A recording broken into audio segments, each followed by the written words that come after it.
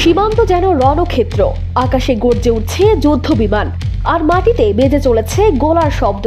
ভারতের হামলার জবাবে এবার প্রতিশোধ নিয়েছে পাকিস্তান। লক্ষ্য ছিল ভারতের সামরিক ঘাঁটি। পাকিস্তানের তথ্যমন্ত্রী আতাউল্লাহ তারার দাবি করেছেন, বুধবার ভোররাতে নিয়ন্ত্রণ রেখা বরাবর ভারতীয় সেনা ঘাঁটিতে হামলা চালিয়ে অন্তত 40 থেকে 50 জন ভারতীয় সেনাকে হত্যা করেছে তাদের বাহিনী। এই তথ্য প্রকাশ করেছে যুক্তরাজ্য ভিত্তিক সংবাদ মাধ্যম ইন্ডিপেন্ডেন্ট। পাকিস্তান বলছে, ভারতের আগের বিমান হামলার জবাবেই তারা এমন আক্রমণ চালিয়েছে। তবে ভারতের পক্ষ থেকে এখনও এত সংখ্যক সেনা নিহত হওয়ার বিষয়ে কোনো মন্তব্য আসেনি।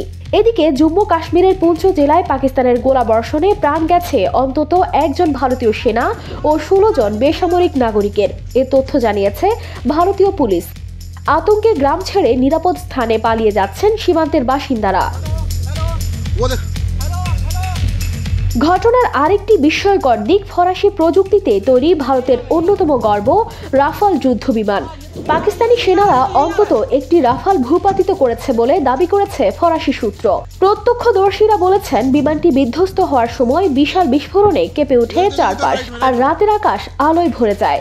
যদিও ভারত এ বিষয়ে এখনও আনুষ্ঠানিকভাবে কিছু স্বীকার করেনি। ভারতের সংবাদ মাধ্যমগুলো বলছে, এ পর্যন্ত সীমান্তে গোলাবর্ষণে তাদের 1 জন সেনা ও 12 জন বেসামরিক নাগরিক নিহত হয়েছেন। কিন্তু পাকিস্তানের দাবি সংখ্যাটা অনেক বেশি। দুই দেশের মধ্যে উত্তেজনা এখন তুঙ্গে। সীমান্তে গোলাগুলি, আকাশে হামলা, সব মিলিয়ে উপমহাদেশ যেন ধীরে ধীরে এগোচ্ছে আরেক অনাকাঙ্ক্ষিত যুদ্ধের দিকে। News desk, RTV।